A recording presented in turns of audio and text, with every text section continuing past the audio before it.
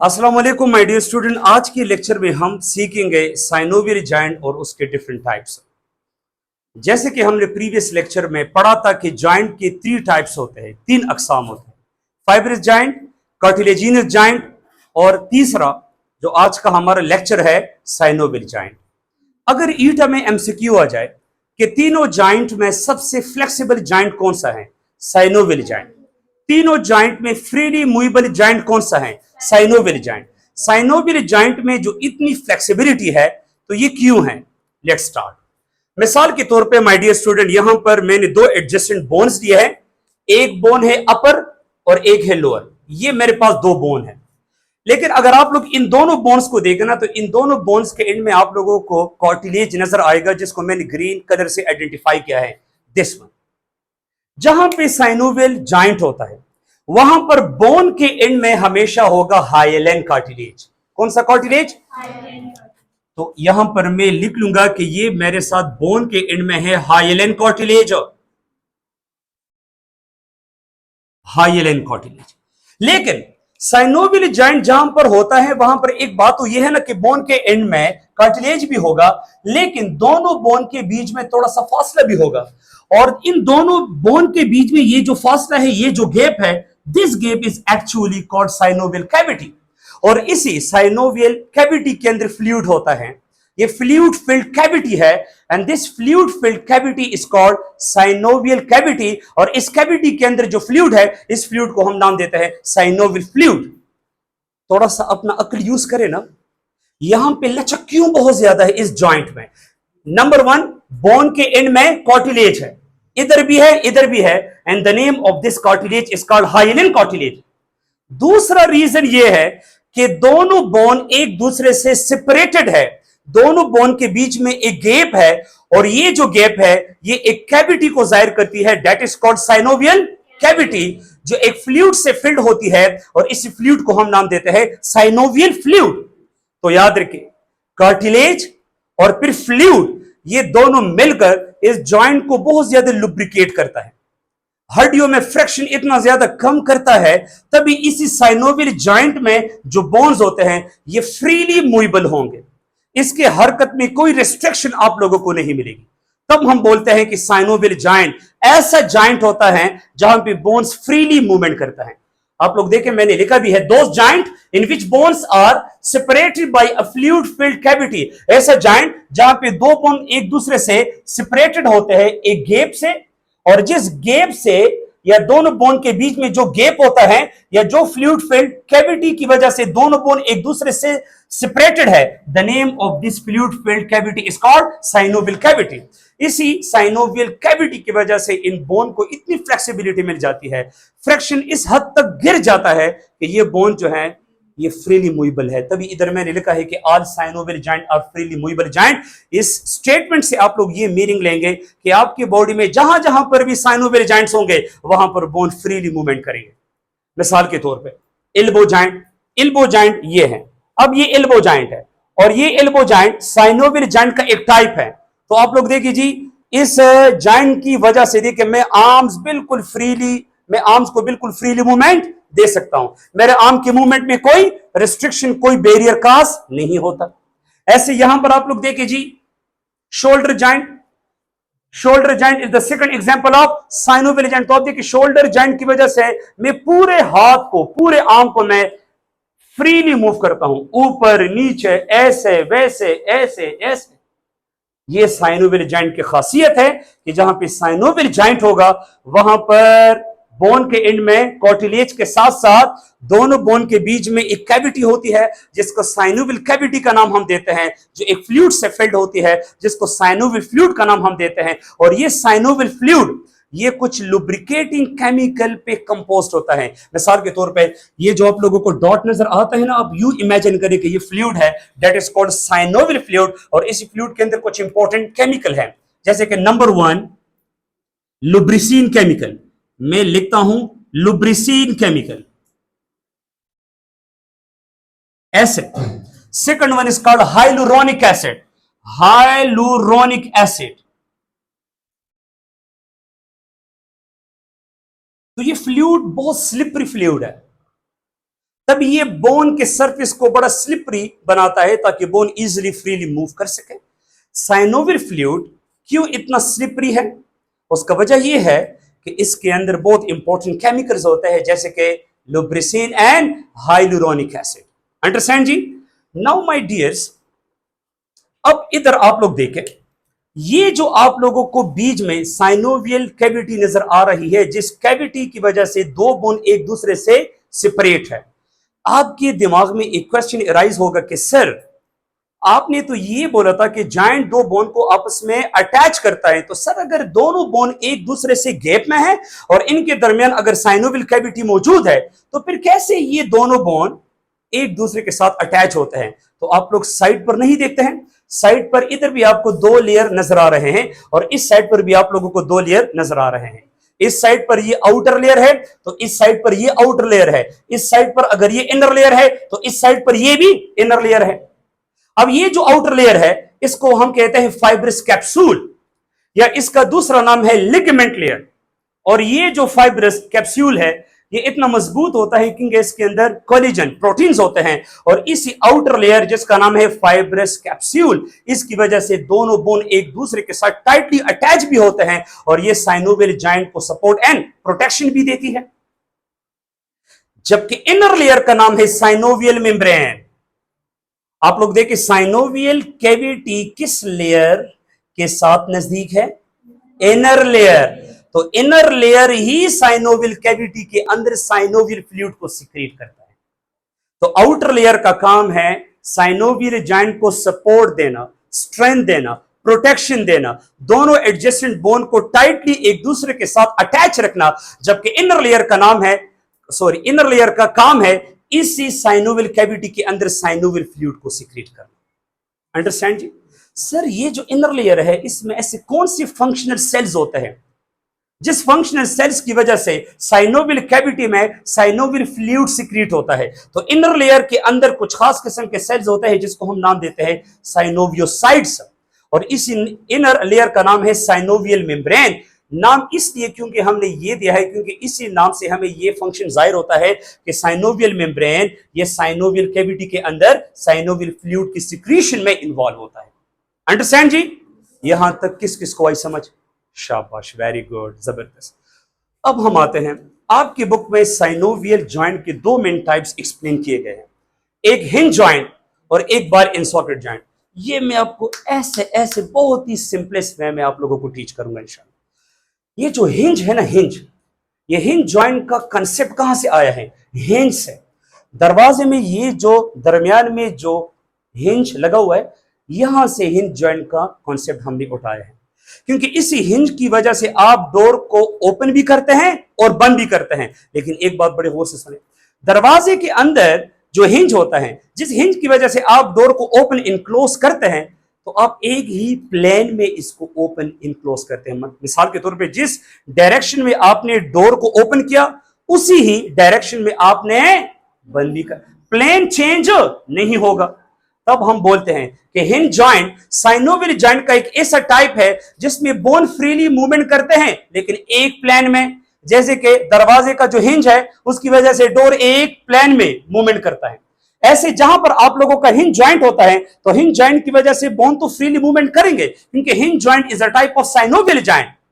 लेकिन फर्क यह है कि हिंज जॉइंट यूनिएक्सियल जॉइंट है। यूनिएक्सियल का मतलब है सिंगल एक्सिस, सिंगल प्लेन, क्योंकि हिंज जॉइंट में बोन की जो फ्रीली मूवमेंट होगी वो सिर्फ और सिर्फ एक प्लेन में होगी। तो इधर मैंने लिखा भी है कि it is uniaxial joint just like opening and closing of the door, and it is a type of synovial joint where bone move freely in only one plane. अब मैं आप लोगों को एग्जाम्पल दूंगा तो आप लोगों को 100% समझ में आ जाएगा।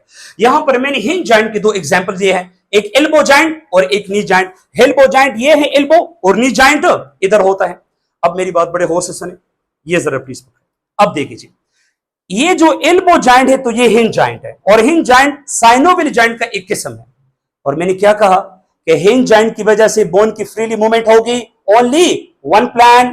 तो आप लोग देखें, इसी एल्बो जॉइंट की वजह से आप अपने आर्म्स को सिर्फ एक ही प्लेन में मूव दे सकते हैं। कैसे? अपने आर्म को सीधा करना और अपने आर्म को बेंड करना।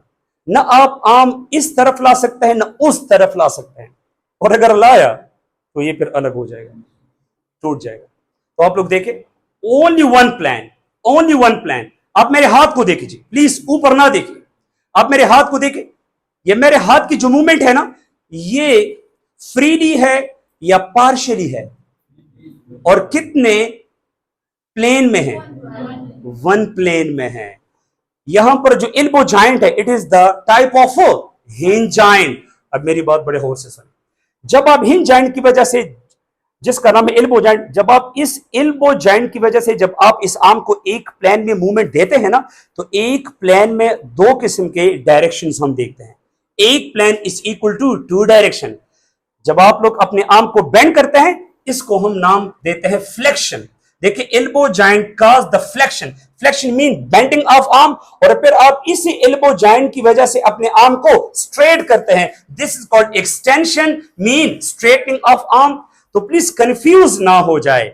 हिंज जॉइंट की वजह से आप बोन को फ्रीली मूवमेंट देते हैं एक प्लेन में, and one plane is equal to two direction, that is bending of arm which is called flexion and straightening of arm extension।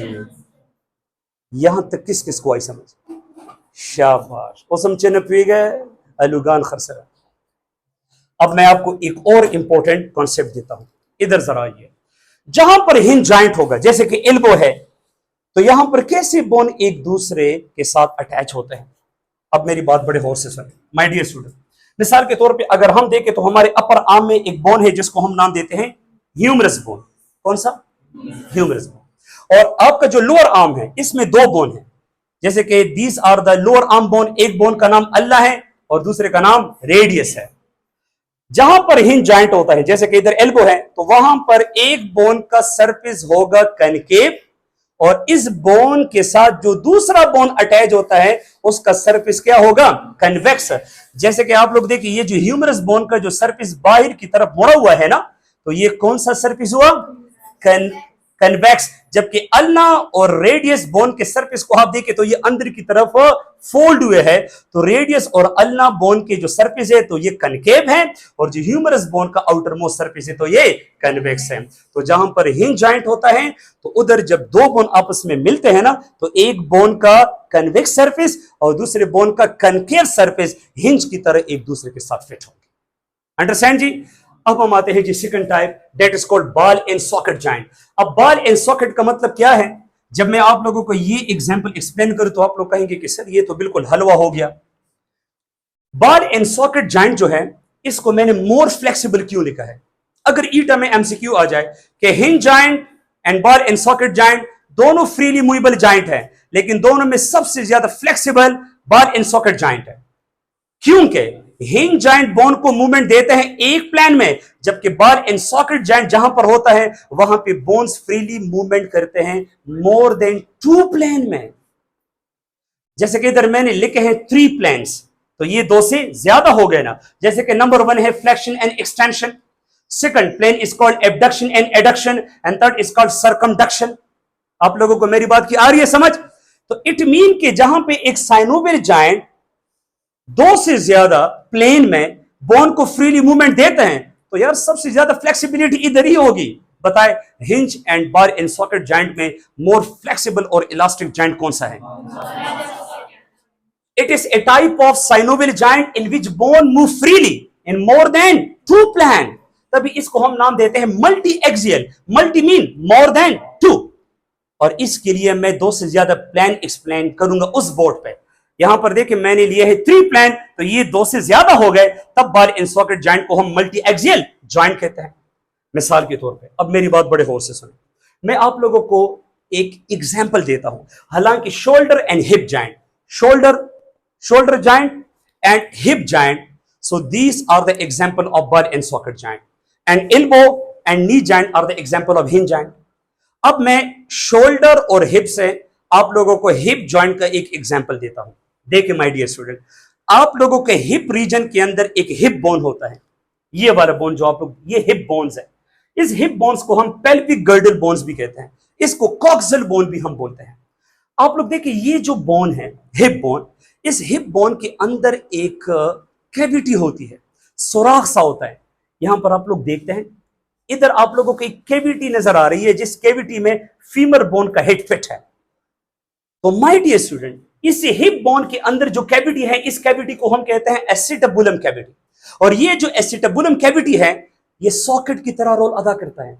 जैसे कि आप लोग बिजली का स्विच लेते हैं ना, और उसको आप लोग सॉकेट के अंदर डालते हैं, तो ऐसे ही जो फीमर बोन का हेड है, इसको हम जिस कैविटी में डालते हैं, तो ये हिप बोन का कैविटी है। इस कैविटी का नाम है एसिटाबुलम कैविटी। और एसिटाबुलम कैविटी का रोल क्या है? सॉकेट की तरह, क्योंकि इसमें इसमें फीमर बोन फिट हुआ है।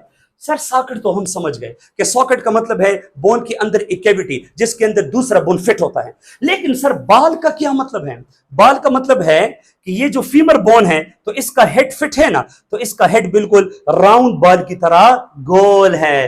तो इस फीमर बोन का जो राउंड हेड है, ये बाल को इंडिकेट करता है, और इसी हिप बोन के अंदर जो एसिटाबुलम कैविटी है, तो ये सॉकेट को इंडिकेट करता है। सो माय डियर स्टूडेंट, इधर मैंने लिखा भी है कि फीमर बोन का जो हेड है, ये राउंड बाल की तरह है, जो हिप बोन के अंदर जो कैविटी है, इसके अंदर फिट होता है।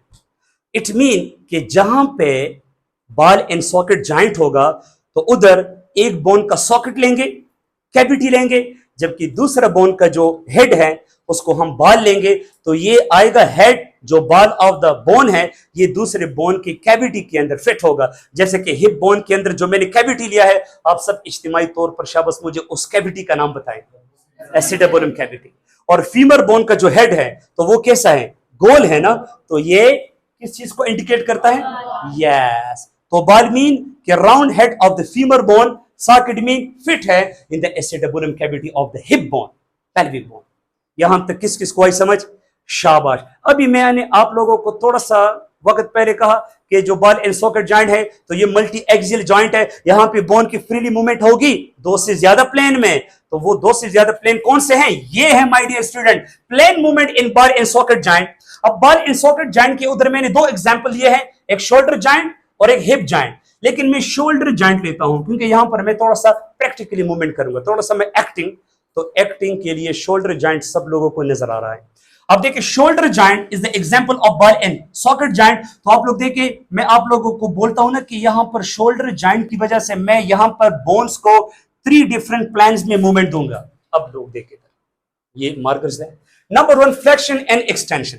याद रखें, जब आप आर्म को ऐसे बेंड करें, तो इसमें शोल्डर जॉइंट इन्वॉल्व नहीं है, इसमें elbow joint involve, hinge joint. लेकिन अभी आप लोग देखें, अब मैं अपने आर्म को बेंड करता हूं, मेरी बात बड़े गौर से सुनिए, बताए what is this? This is flexion. क्या क्या? What is this? अब ये जो मैंने हाथ को ऊपर और नीचे किया, इसमें एल्बो जॉइंट इन्वॉल्व है या शोल्डर? तो शोल्डर जॉइंट हिंज है या ball in socket? Plane number 2, abduction and adduction. मैं आपको एक ट्रिक देता हूं। A mean away, B mean body, away from body. देखिए, दोनों आर्म को मैं बॉडी से अवे लेके जा रहा हूं। तो जब मैं आर्म्स को मिड लाइन से, ये एरिया मेरा मिड लाइन है, मिड लाइन या बॉडी से मैं आर्म्स को अवे लेके जाऊं, एबडक्शन। तो देखिए, एबडक्शन के सामने मैंने क्या लिखा है नीचे? Movement away from the mid line या बॉडी। और अगर मैं दोबारा अपने हाथों को बॉडी की तरफ या मिड लाइन की तरफ लाऊं, this is called adduction, movement toward the mid line और बॉडी। 2 प्लेन हो गए। यहां तक किस किस को आई समझ? Very good. Third is called circumduction, जिसमें moving a body part in circular path. अब मैं शोल्डर जॉइंट की वजह से अपने आर्म्स को सर्कुलर पाथ में मूव करता हूं। तो देखिए, movement of my arm in circular path due to shoulder joint, this is called circumduction. तो मैंने कितने प्लेन एक्सप्लेन किए? 2 या 2 से ज्यादा? तो बॉल इन सॉकेट जॉइंट जो है, ये यूनि एक्सियल है, बाई एक्सियल है या multi axial? Multi axial mean 2 या 2 से ज्यादा। गुड, शाबाश, जबरदस्त, वेरी गुड।